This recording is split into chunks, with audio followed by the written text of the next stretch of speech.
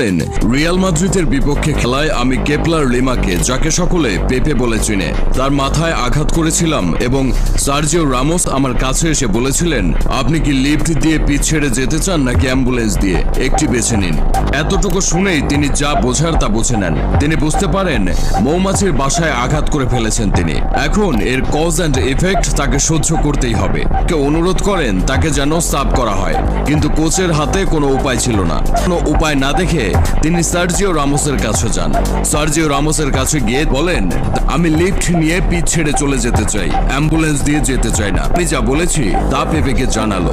তারপর তারা দুজন আমার দিকে তাকালো। ভয়ে আমার কলিজা ঠান্ডা হয়ে আসছিল। আর সতীর্থরা আমার কাছে বল দিয়েছিল এবং আমি পেপে এবং সার্জিও রামোসকে আমার কাছে আসতে দেখেছি। বিশ্বাস করুন, আমার আর কিছুই মনে নেই। আমার কেবল মনে আছে যখন আমি পড়ে যাই এবং যখন আমি জেগে উঠি তখন আমি হাসপাতালে ছিলাম।